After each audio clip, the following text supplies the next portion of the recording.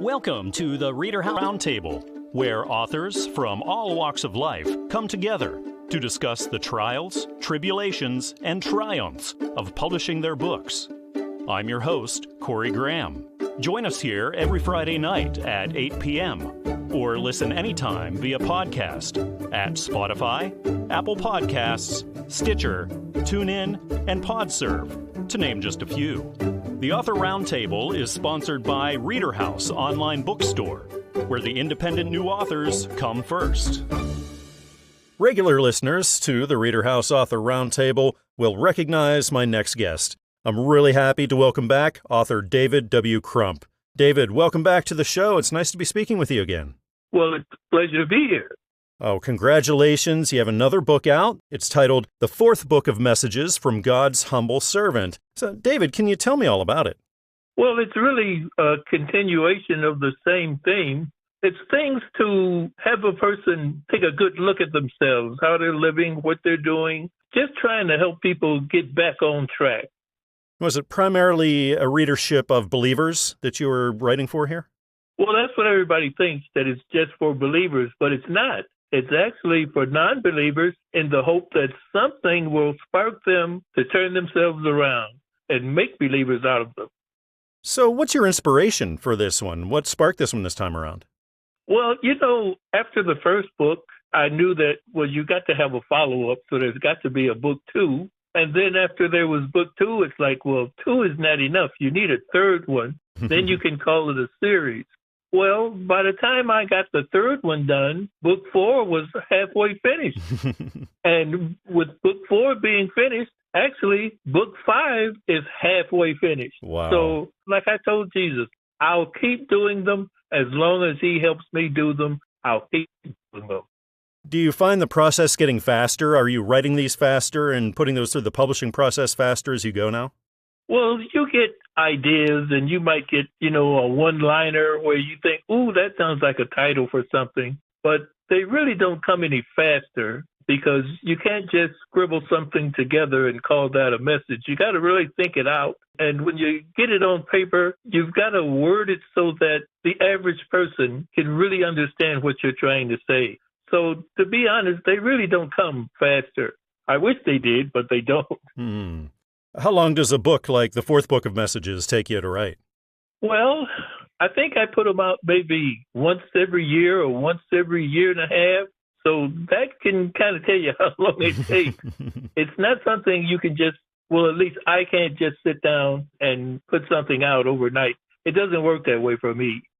So you have the writing of the book, and then you hand that manuscript over to your publisher. You start that publishing process. David, what do you find the most challenging part about that publishing end of things? The most challenging part, I guess, is waiting for all the processes to be done. You think you're done with it, but you're not because, you got to go through the cover design and, they send something back. You may not be happy with it and you got to go back and forth. I think that's the hardest part of the whole thing. The writing part, that's the fun part. The hard part is going through the process of getting it published. Do you ever hit those times when the writing gets tough for you? You're writing an awful lot, and it seems to come pretty easy for you. So is writer's block or anything like that ever a challenge for you? Well, yeah, that happens a lot. And what you do when that happens, you think you've got an idea. You think something's rolling around in your head that sounds like it can be good. But sometimes you struggle to get what you're thinking and feeling on paper. You can't find the words for it. It doesn't sound right. It doesn't feel right.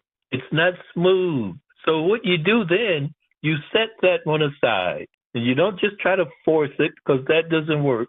You set that one aside, and maybe months later, you come back and you look at those notes and you're like, wait a minute. Now I know what to do with this. Well, an awful lot of people who are listening to us right now, David, are authors who are just starting out in all this. What's your best piece of advice that you could give them? Take a lot of notes. Even if it's just, scribbling a couple of sentences, take a lot of notes. Don't try to feel like you got to sit down and come out with a chapter a day or a page a day. When you've got the flow, then you write. But I would just tell anybody, just make a lot of notes and relax with it. Don't feel like you're under pressure because you're not. Again, this is titled The Fourth Book of Messages from God's Humble Servant. It's written by David W. Crump, published by Christian Faith Publishing. So go on over to Amazon or Barnes & Noble or iTunes, also traditional brick-and-mortar stores. You'll be able to pick it up. David, it's been really nice talking with you again about this book. I hope we get to do this again real soon. Well, I appreciate that. Thank you. Work at Sea, See the World. An Insider's Secrets to the Working Life on a Cruise Ship. That's the name of the new book, written by Nancy Soule, and we get to find out all about this book. I'm speaking with Nancy right now. Nancy, welcome to the ReaderHouse Author Roundtable. It's really nice to have you here. Well, thank you, Corey. I'm honored to be on board, literally. I'm honored to be talking with you, and I'm excited to be finding out about Work at Sea, See the World. So, Nancy, can you tell me what readers are going to get into here? Well, this has been a secret for a really long time. People talk about, oh my gosh, it must be so glamorous and exotic to work on a cruise ship and travel around the world. But nobody tells you either how to get that kind of job or what's actually going to happen when you get there. So I figured it was time that somebody knew the inside stuff. What gave you the idea to write this? Well, I've been working on ships since 2011. I literally got my dream job getting to sing with a jazz band on a cruise ship. I was totally blown away because I was given the opportunity to do what I love every day and be flown around the world to travel to crazy places and play my music with fun guys that I absolutely adored. And it was just amazing. So when I started doing that, I kind of took it for granted for a while. I thought, okay, well, this is the way it's going to be. And the more I thought about it, I realized that more people needed to know how much fun this is. And that it's not just for a chosen few, but anybody can try depending on, what their skills are and what they want to do. And the world of traveling, and even though you are, literally working for food, you are collaborating with so many different kinds of people. There are maybe 60 to 90 different countries on board a ship at any one time. Oh, wow. Amongst the crew. And thousands on board that are working in different categories depending on where you are on the ship or which ship you're on or which part in the world you're sailing. And the exposure to different countries and nationalities and cultures was so inclusive and created such a path for communication and camaraderie. And you make friends from Slovenia and Bulgaria and, all over the world that you never would have had contact with otherwise if you're sitting in your own little hometown, just, waiting tables. When you were writing this, Nancy, did you have specific readers in mind? I did. There is kind of a limited range of ages or skills for which is really appropriate. It's got to be pretty much between, the 20 to 45s are the primary. There are some that are older, can't be younger because you just have to be at least 19 to get on board. But there are so many different categories. Practically anything you do on land, you can do at sea, with the exception of, unless you're a heart surgeon or a research scientist. Although, even research scientists, we have people on board that are monitoring the ocean and, gauging all of the amazing technology that's on board that they're monitoring what's happening in the ocean and the marine life and all of that. So there's a lot of opportunity. But that's what I wanted to put in the book because I get a whole massive list of, okay, these are the jobs. There's a whole bunch of them. And, see if you're fit. See if it's something you want to do. I was going to say you have to be single, but you don't have to be single. It's a great way to support your family, but you are going to be away for a while. So it's a little harder if you've got a family. But the opportunities are tremendous. And Nancy, what does your writing background look like? Do you have a lot of experience in publishing? Well, I started out writing a newspaper column back in the 90s. Or was it the 80s? I don't remember. It was so long ago. It was the 90s. I had a clothing store. I was a fashion designer at the time, and I had a clothing store with a line and doing some publication, promoting the store really is what I was doing. A lot of it was coming up with interesting ideas for people on different subjects. And that kind of got me started. And so I put together a whole compilation of those articles that were published bi-weekly for a couple of years. And so that was kind of got me started. And then as I read more and I did more traveling, and when I just got so excited about this job, I thought, I should just write this down. So I did. Again, this is titled Work at Sea, See the World, An Insider's Secrets to the Working Life on a Cruise Ship. This is written by Nancy Soule and published by the Audiobook Network. So pick it on up at Audible, iTunes, Amazon, really wherever you usually go to get your audiobooks. Nancy, it's been really fantastic talking with you tonight and learning all about this book. It's really fascinating. Thanks again. Well, thank you, Corey. It is just such a pleasure to be able to do what I do and play with the people that I play with or work with them and be able to communicate with so many different countries in the world. It's just so inclusive in trying to get people back together, and we kind of need some of that these days, I think. The new book by Pastor Larry J. Paxson offers hope and guidance to those struggling with relational issues. The book's titled One Step from Stupid, Living Life with One Finger on the Dumb Button. And I get to find out all about this book. The author, Pastor Larry, is here with me now. Pastor, welcome to the show. I really appreciate you being here with me. Thank you. It's a pleasure to do this. Well, it's certainly great to be talking with you, and it's certainly great to be talking about this book, One Step from Stupid. Pastor, can you tell me what readers can expect to find? Well, I'm a pastor. For 26 years, I did Christian counseling. And for 26 years, heard the same questions over and over and over again. And I would tell them, look, I can understand how you feel. I've been there. I've lived the hurt of a broken marriage and not understanding how it could possibly happen. Having unfaithful relationships with my significant other and wondering how, or maybe what did I do wrong? So I decided after 26 years that I should sit down. Somebody told me, you know what, you ought to write a book. And so I did. And after 26 years, I researched why in the world did this happen? What made it happen? Was it me? Was it all my fault? Because that's what everyone always asks themselves. How could, after 15 years of a wonderful marriage, could they throw it all away for a one-night stand with a person half their age? And so I dug deep and I figured it out. And in this book, One Step from Stupid, it gives it very clear. And I got to tell everybody out there that no matter how good, no matter how strong, and no matter how vivid your relationship is with your significant other, with the right amount of temptation produced it the right way, many will fall to that evil temptation. In this book, it gives several examples of how it happened to certain people. And it gives a clear explanation of exactly how it happens. And it'll clarify many gray areas for many people. And it may be just the right thing to bring relationships back together again. And yes, they can be healed. And yes, they can be whole again. And as far as the readers you were writing this for, would you say it's primarily then for married couples? Married couples and people who have lived in a very monogamous relationship, primarily marriage, of course. That's what I prefer. Yes, to answer your question, yes.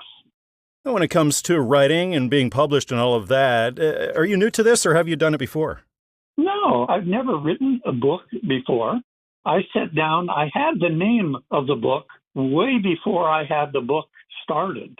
One Step from Stupid is how many people live in their marriage, and they put their finger on the dumb button when they flirt, when they stop at that little greasy spoon restaurant for coffee and a donut because there's a pretty little waitress there that smiles every time you're there. That kind of stuff is what causes the dark side to set in.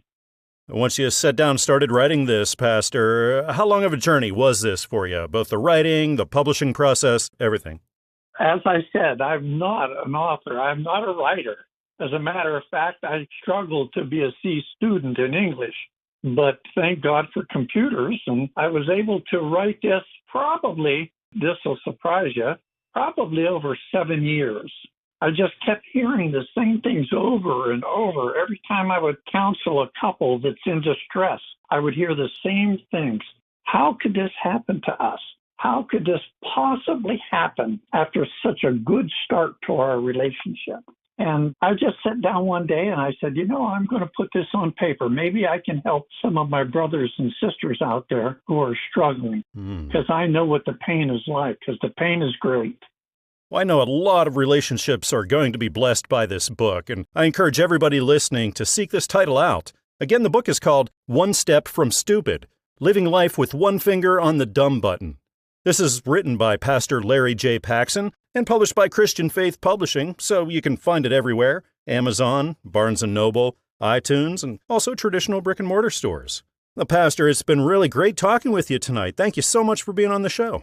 Hey, it's been my pleasure. And to everybody out there, please consider, if you're going through a rough time in your relationship, get this book. I'm looking at a book right now whose author hopes that it will touch the hearts of readers miraculously. The title of the book is Embracing in His Grace. It's written by Pam J. Sherbia, and we get to talk all about this. Pam is with me now here at the ReaderHouse Author Roundtable. Pam, welcome to the show. Thank you so much for joining me. Thank you for inviting me. Absolutely. I'm interested in learning all about embracing in His grace. Pam, can you tell me what readers are going to find? Well, they're going to find a book that is heartfelt. It speaks on my journey with breast cancer, and I did say journeys, not just one. But it's also a book that will offer hope and encouragement to those facing adversity, especially when it comes to cancer or other life-threatening diseases. I always say that we all find ourselves in dark places, and especially when you're going through something like cancer, you feel that you're in a dark place. But my book will remind you, you don't have to stay there. If you have God in your life, you can always remember that He will be the light at the end of the tunnel, and He can guide you through that journey if you allow Him to. What a great message, Pam. What inspired you to write your story and publish your story? Well, what happened when I was diagnosed with cancer the first time, and it was 3 years after my sister, who was diagnosed and had passed away. She had never informed us that she had cancer. We didn't find out till she was terminal. When I flew down to be with her, she only lived 3 days after I got there. Oh, my. So when she passed away, it was very devastating for the rest of her siblings, and especially for me, because I lived with that guilt. What could I have done? What I could have done? So when I started going on my journey, I decided, you know what? I'm going to journal so that my family will know what it was like for me being on this journey. And what happened, my 12-year-old grandson, I would read to him each day what I entered. And he said, you know what? You need to write a novel because people need to know what it's like going through cancer through your eyes.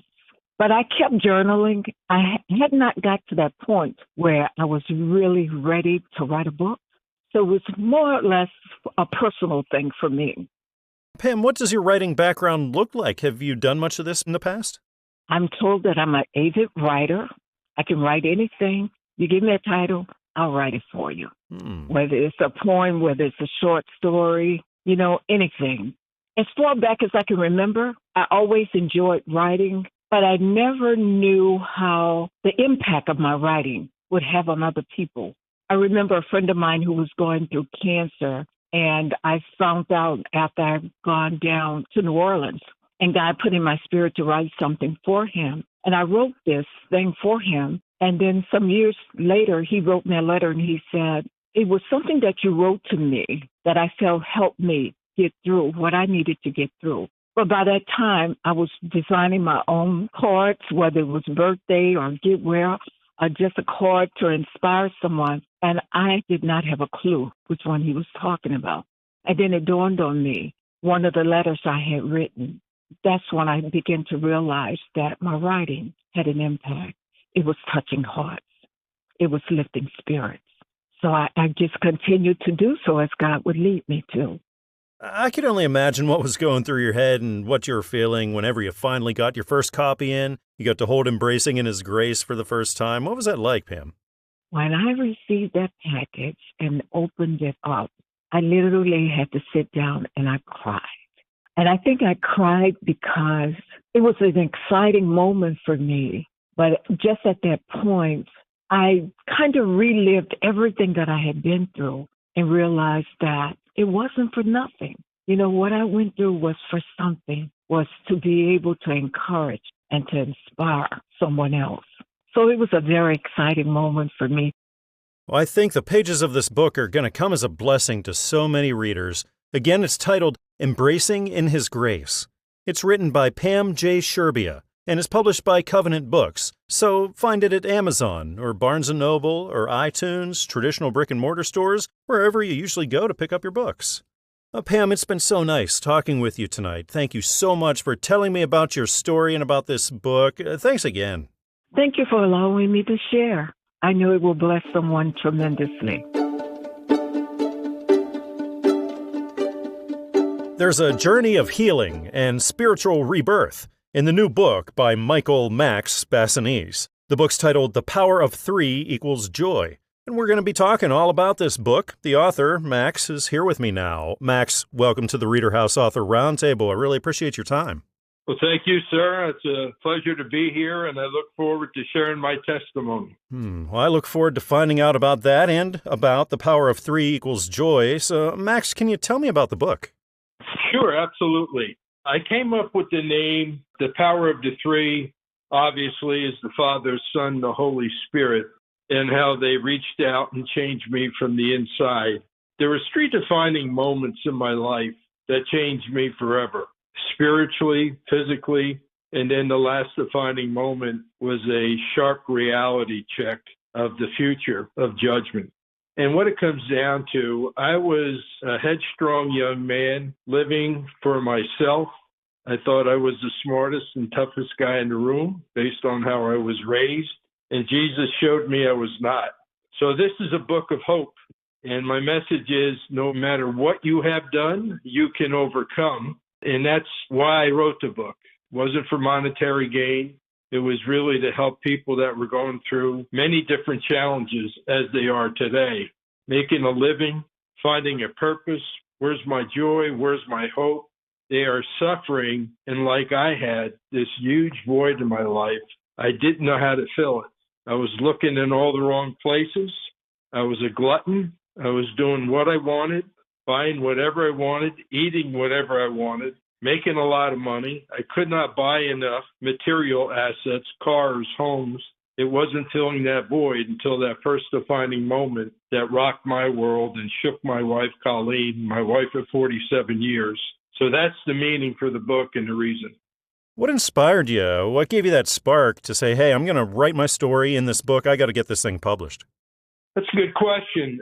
I wrestled with that for many years, and Colleen said, you know what, why don't you do a journal and record and talk about what had happened? I know you're not proud of it. I said, no, Colleen, that's my wife. I call her Col. My nickname is Max, so we're calling Max.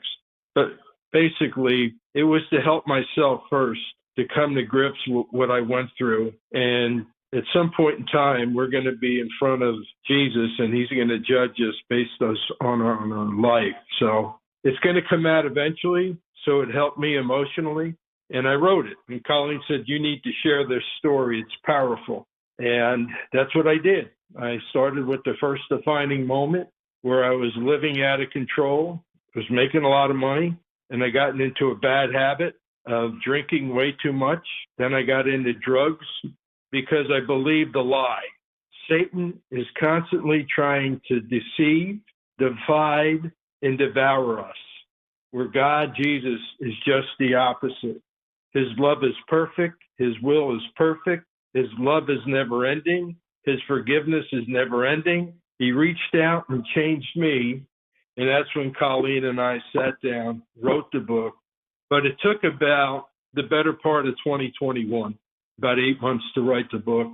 And then I presented the manuscript to Christian Faith Publishing. And they said, Max, this story needs to be told because it is so powerful. It shows the transformational power of a sinner that can be brought back from destruction. You live to tell about it. So we want to print your story, and that's what happened.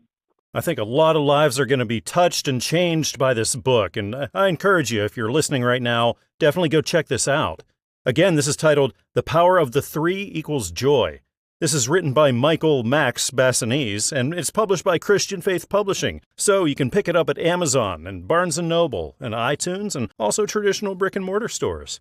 Well, Max, thank you again for coming on the show and telling me your really incredible story and about this book. I had a really nice time talking tonight.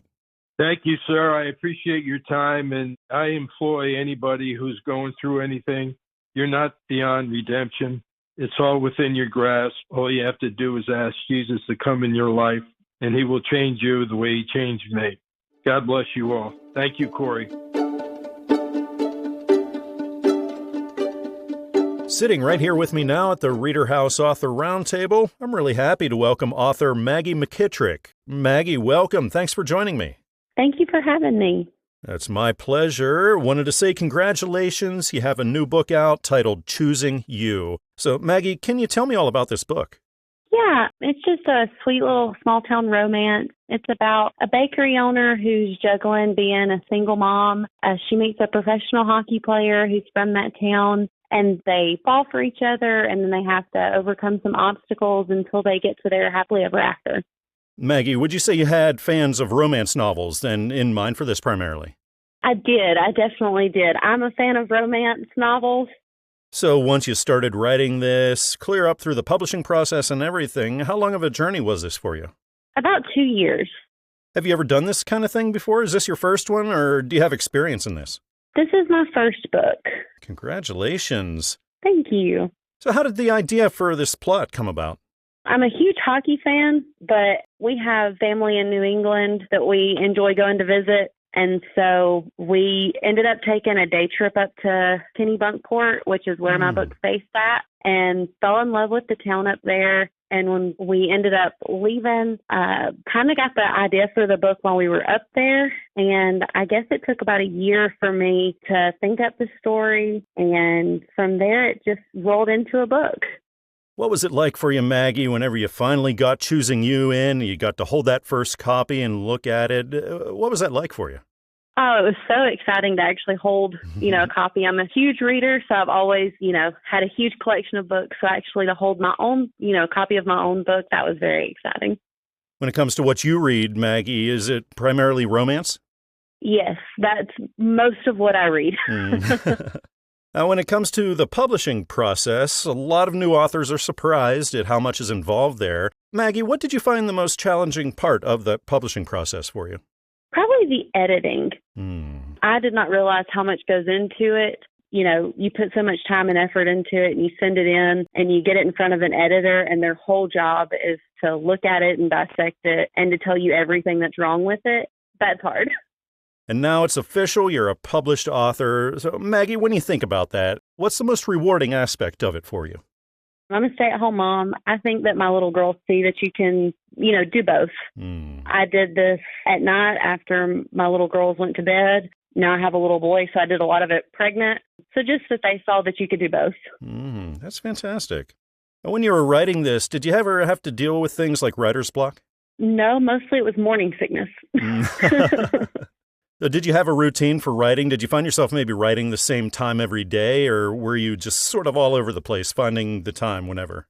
It really was. It was just finding when I could. Sometimes I would wake up at 5 o'clock in the morning before the girls would wake up, and sometimes it was late at night. It was just whenever I could fit it in. It was when I had the energy to. If they had went to bed early one night, I would stay up until 3 o'clock in the morning if I had a really good idea for a scene, or if it was that I couldn't sleep, I would get up super early at 5 a.m. and sit on our back deck and just write out until the girls were up at 6:30 or 7. Maggie, have you given thought to writing maybe a follow-up to Choosing You or doing some other sort of writing in the future? Yeah, I'm actually about halfway through with the follow-up that follows some of the characters from the first book. Fantastic.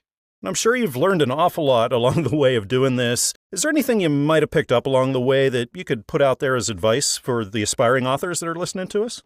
I would just say write. I think I would try and edit as I went, and I would get bogged down in making sure it was perfect as I went instead of just getting it all down on the paper and then going back through and fixing it after the fact. And that would create writer's block instead of just getting everything down and going and fixing it after the fact. Yeah, good advice. Well, I think a lot of readers are going to be into this book, and I encourage you, if you're into romance novels, definitely check this out. Again, it's titled Choosing You, written by Maggie McKittrick and published by Christian Faith Publishing. So you can find it at Amazon, Barnes & Noble, iTunes, and also traditional brick-and-mortar stores. Maggie, thank you again for joining me tonight here. It was so nice talking with you. Perfect. Thank you for having me. Joining me right now here at the ReaderHouse Author Roundtable is author Wayne R. Ferren Jr. Wayne, welcome to the show. I appreciate you joining me tonight. Well, thank you for this wonderful opportunity to discuss my book. I'm very appreciative. I wanted to congratulate you. The audiobook edition of your book, Conscientious Objector, A Journey of Peace, Justice, Culture, and Environment, it just came out. Wayne, can you tell me all about this? Yes, I can. Thank you again for the opportunity to discuss the book. My book is a multifaceted memoir and cultural commentary, as I'd like to call it.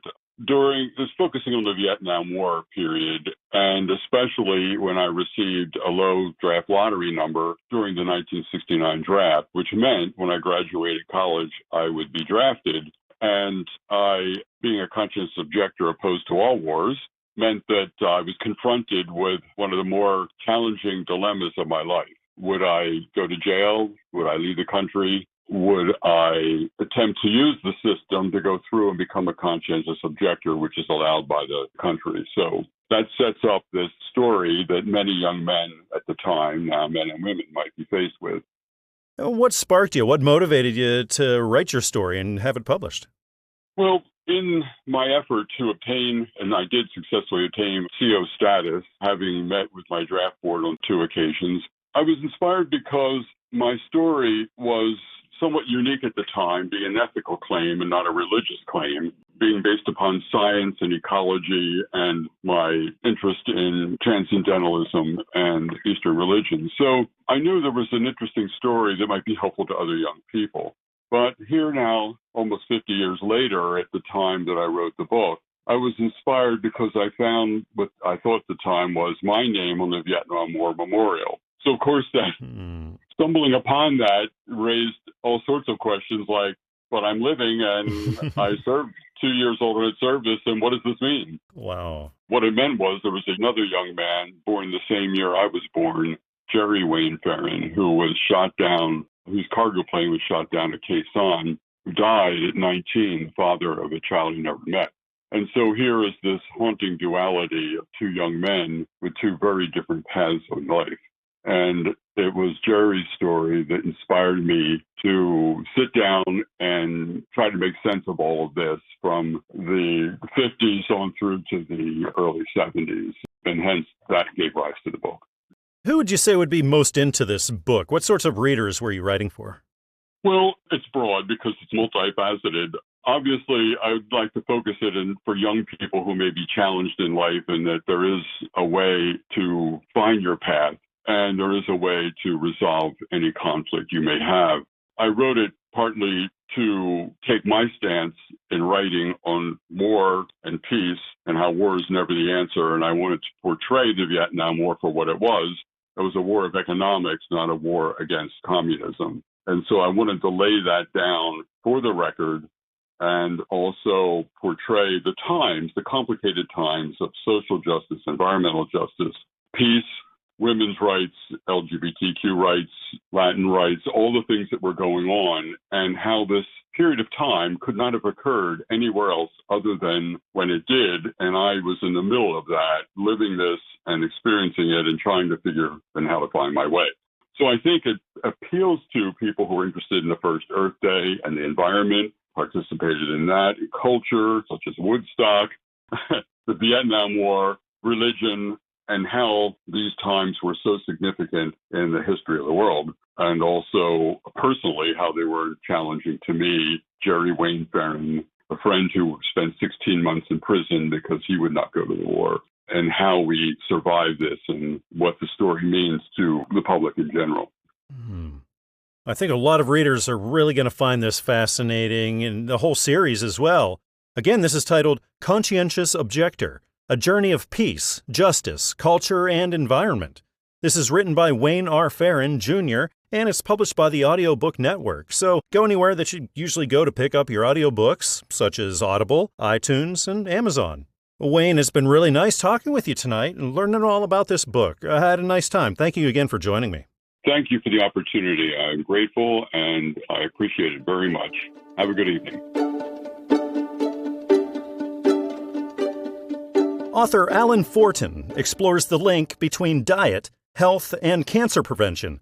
In his new book, Finding Hope with Cancer, Food, Is It Really About Our Health? We're going to talk all about this book right now here at the ReaderHouse Author Roundtable. Alan is with me. Alan, welcome to the show. I really appreciate you being here. Yes, sir, Corey, and thank you for your time. Absolutely. Alan, I'm curious what readers are going to find in Finding Hope with Cancer. Can you tell me about it? Sure, be glad to. I was diagnosed with 3 different cancers in my lifetime. Wow. And the last cancer that I've been diagnosed with is the most severe, glioblastoma, stage 4 brain cancer. Oh, my. And I wanted to find out, why so many cancers? What am I doing wrong? I have 4 brothers, and, we ate the same food Mom cooked all the time, but I'm the one that kept on coming up with diseases. So I did some research, and subconsciously it was always on my mind, when you have stage 4 brain cancer and told that it's terminal and you have weeks or months to live, it kind of stays with you even when you're sleeping. Subconsciously it's there. And one morning I woke up on my way to make a morning cup of coffee. I heard in spirit to write a book. I've never written a book before. I thought that was a tall order, but I wanted to be obedient because there must be a reason why I heard that. Did you have a specific reading audience that you were thinking about when you were writing this? Is it specifically people who are dealing with cancer, or maybe their loved ones are dealing with cancer? That's a great question. At first, I wanted to write it for those that were looking for hope, because when I was diagnosed with this, everywhere I looked, there was no hope. There were only clinical trials, but even they were failing. I couldn't find any hope. When I started to get into this, I wanted to also find that hope, but for my audience, besides cancer patients, I wanted to also write it for, in particular, young mothers. And the reason why I say young mothers, it's actually for any parent, grandparent. You see, when I was a child, Mom would take me to get peaches. We get those little wooden baskets, and we'd fill them up, and I just loved the peaches. They were delicious. Hot summer day, I'd eat them like there was no tomorrow. Mom and I both loved them. My other brothers, they didn't like the peaches. Well, as time went on, the owner of the orchard, back in the early 70s, maybe even the late 60s, died of brain cancer. And I didn't think much of that. In fact, I didn't even know about that. After his son died, he decided he was going to sell the farm, the orchard. And a developer wanted to put up some homes or condominiums. And when they tested the soil, they found the soil to be highly toxic. And they had to remove several feet of topsoil before they could build homes. But what's ironic, later on in life, once my mom was diagnosed with Parkinson's disease, I just found it to be concerning. And I was only a teenager when I became really concerned about it. But health-wise, I was feeling well. It wasn't until later on in life that, unfortunately, my mom passed of Parkinson's disease. And then in 2021, I was diagnosed with brain cancer, my 3rd cancer. So when I heard in spirit to write a book, I remembered that incident with the orchard and wanted to capture that. So I looked into what do they apply to these trees. And I learned there's so many different types of pesticides out there. The pesticides, when it comes to insects or mammals, it affects their central nervous system. And that's what eventually kills the animal or insect. Well, that's what I have. It's what my mom had, central nervous system issues. When you think about central nervous systems, my goodness gracious, that deals with strokes, dementia, Parkinson's disease, brain cancer, degenerative disc disease, which I also have, multiple sclerosis.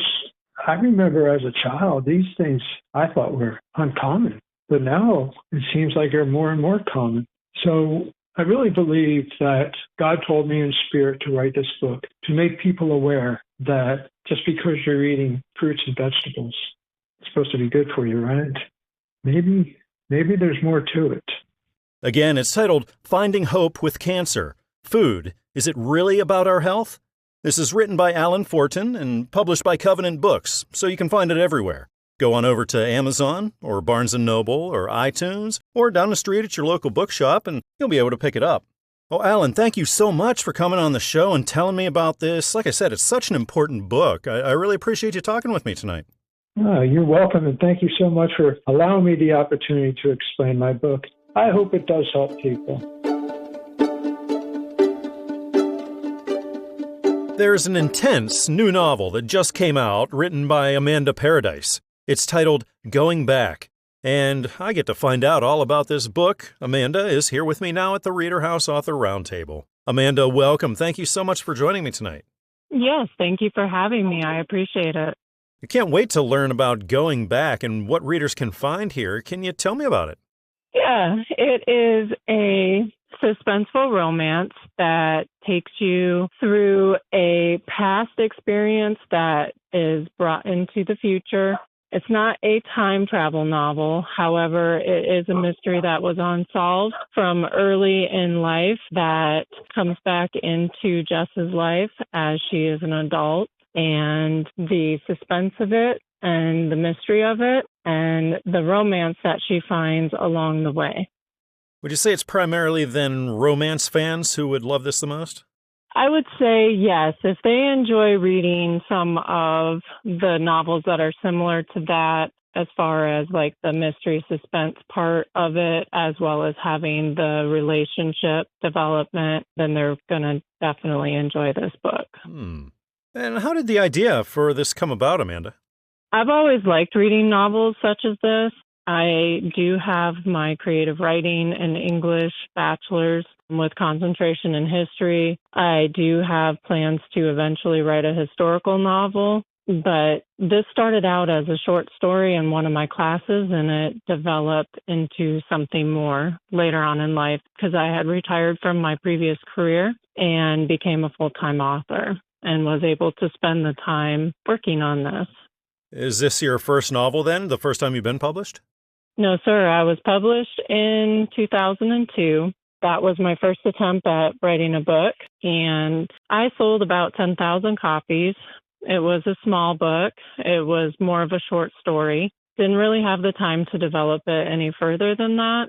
This one I did have time, and it took me about 2 years to fully develop it. And I'm pretty pleased with it. I think it's a great dynamic story. Everyone that has read it has loved it. I've had about 100 opinions on it, and that's not an exaggeration. And every single one of them has told me that they couldn't put it down.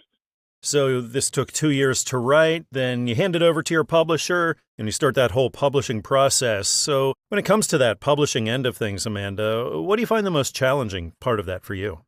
I think the most challenging part is waiting to get the next step that they're in and receiving your proofs and just the excitement. It's almost like waiting for Christmas to open your presents, and you've got that tree in front of you and all those packages, and you just want to hold it and touch it. And then to get the finished product, it's just awesome. And the group that I worked with, they were fantastic. They were very good about, emailing me and keeping me apprised as to where we were, and having that author web page that you can go to see the progress is also very helpful. So for me, it was a very low stress process, and I was very excited to be a part of it.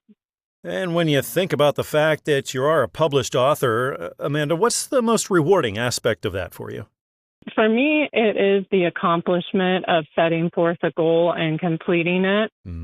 It also excites me for the future to know that because I have gotten a good reception on this book, that my future projects are also probably going to be very well received, since they will be similar books, but each one of them is going to offer something different.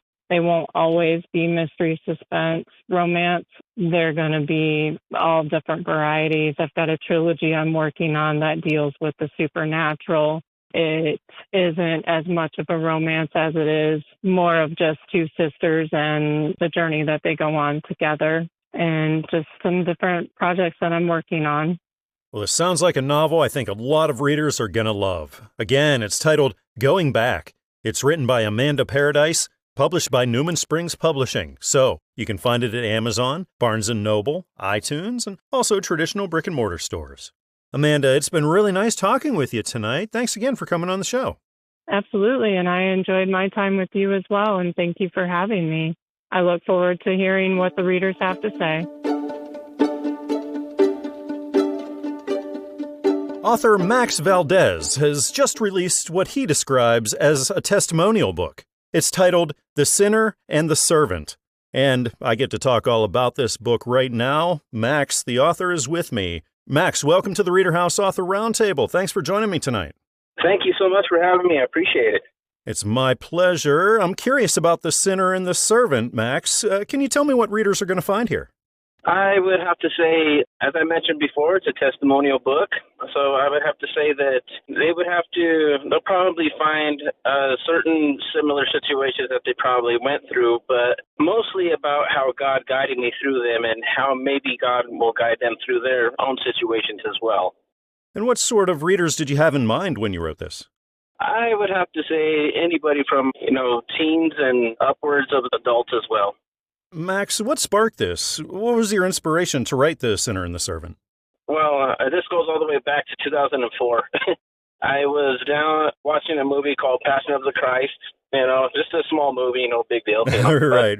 I fell asleep, I had myself just a very vivid dream, man. I was on a path and, I saw these stones up towards the wall, that was covering the wall. And I saw these other stones kind of sinking into nothingness, but this path was, no more than like 2 feet wide, and I was trying to decipher the dream, and, somehow I felt that behind these stones that covered up, all the way to the ceiling and all the way back to the wall, that this wall, had a door, and I just felt that it was the doorway to hell, So, long story short, as soon as I ended up waking up, I wrote it down and everything, and then I was just like, well, I would like to make a little play out of this, so I wrote that down and kind of put it into the back burner on that, and showed family members every now and then over the years. And then I started getting into local film acting, and I tried to make it into a screenplay, my dream. I said, this would be cool to see on video. And then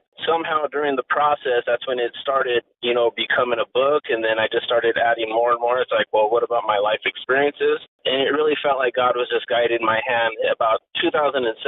So 2004 all the way to 2017. That's pretty much what got started. Have you ever done anything like this before, as far as writing and publishing? This is my first one. Congratulations. That's huge. I can only imagine then that day when you finally got your first copy in and you got to hold The Sinner and the Servant and look at it with your name on the cover and everything. What was that moment like for you? Definitely surreal and a sense of accomplishment at the same time. And now, when you think about it, you're officially a published author now. To you, what's the most rewarding aspect of that? I would have to say, really, God using me is probably the biggest rewarding aspect of it is, just knowing that, hey, I got something to offer, and God is really allowing me to tell my story. But, that it's a testimonial book, but through fictionalized characters. But the situation that the character's gone through, I have gone through. And a lot of authors publishing for the first time can be surprised at how much is involved in that publishing process. So, Max, once you started on that, what did you find the most challenging for you when it came to publishing? I had to have perseverance was there that I didn't know was there. That was the main thing. And then, I guess I kind of felt at the time that it was kind of a routine, every day after work, do a couple of hours of seeing what I could do, and then maybe, even back up to where, is this going to be biblically accurate? How, when I went through this character is going through this point. How would the Bible incorporate this part with it, But the perseverance is probably the biggest thing for me on that one. And now looking down the road, do you see yourself doing this again, writing more and publishing more? I would absolutely love to. I would love to make this a series. I actually have the working title, but I want to get all the stories together. And, it is going to take me a little bit of extra time to do this, but I do want to call it The Sinner and the Servant, The Sower and the Seeds, and make a whole series about it, but it's going to take some time. Yeah, absolutely. The title again is The Sinner and the Servant. It's written by Max Valdez, published by Christian Faith Publishing, and it's available everywhere. So head over to Amazon or Barnes & Noble or iTunes, traditional brick-and-mortar stores, and you'll be able to pick this up. Well, Max, it's been really nice having you on the show. Really appreciate you being here. Thank you so much for having me once again, and God bless you guys. We hope you enjoyed this edition of the ReaderHouse Author Roundtable, where authors from all walks of life come together to discuss the trials, tribulations, and triumphs of publishing their books. We hope to see you back here every Friday night at 8 p.m. or listen anytime via podcast at Spotify, Apple Podcasts, Stitcher, TuneIn, and PodServe, to name just a few. The Author Roundtable is sponsored by ReaderHouse Online Bookstore, where independent new authors come first.